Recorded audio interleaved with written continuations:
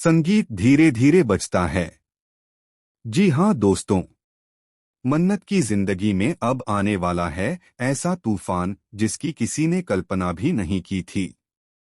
ऐश्वर्या की मौत ने सबको हिलाकर रख दिया है। मल्ला का दिल पूरी तरह टूट चुका है।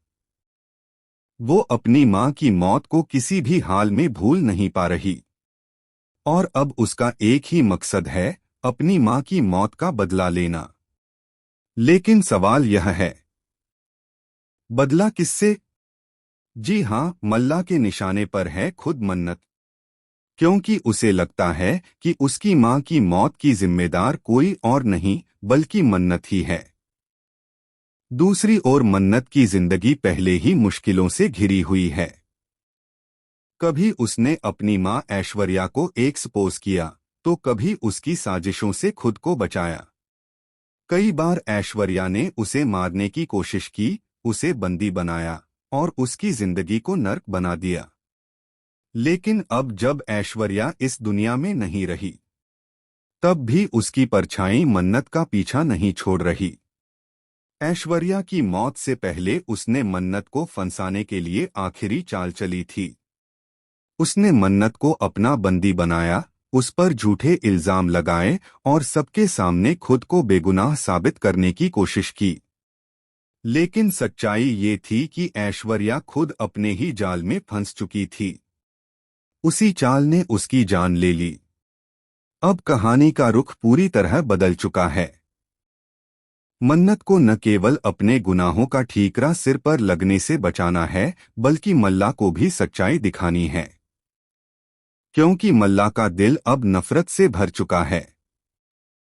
वह रोते हुए कहती है, मेरी मां को तूने मारा मन्नत, तूने मेरी दुनिया उजाड़ दी। अब मैं तुझे चैन से जीने नहीं दूंगी। मन्नत बार बार समझाने की कोशिश करती है, मल्ला मैंने कुछ नहीं किया, तुम्हारी मां की मौत उनकी अपनी करतूतों का नतीजा है। लेकिन मल्ला के कानों पर जूं तक नहीं रेंगती। उसकी आंखों में बस आग है, बदले की आग। वहीं दूसरी तरफ धैर्य, जो मन्नत से बेइंतहा प्यार करने लगा है, अब किसी भी कीमत पर उसे बचाना चाहता है। वो कहता है, मन्नत को कोई हाथ भी नहीं लगा सकता जब तक मैं जिंदा हूं। लेकिन विक्रांत को यह बात बिल्कुल रास नहीं आती। उसे धैर्य और मन्नत की नजदीकियां चुभने लगी हैं और अब विक्रांत का रुख भी बदलने लगा है। कहीं ना कहीं उसके दिल में जलन, शक और गुस्सा घर करने लगे हैं। आने वाले एपिसोड्स में दिखेगा कि धैर्य और विक्रांत दोनों ही मन्नत को बचाने के लिए साथ आएंगे।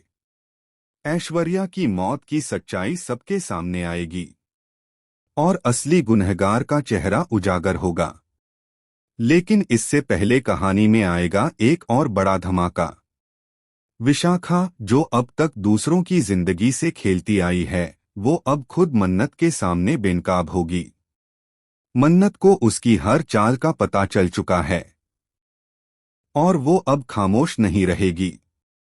वो विशाखा को सबके सामने एक्सपोज करेगी। लेकिन इस बीच मल्ला मन्नत की जान लेने की कोशिश करेगी।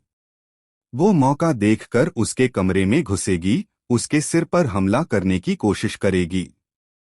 मन्नत बेहोश होकर गिर जाएगी। धैर्य समय रहते वहां पहुंचता है और मन्नत को बचा लेता है।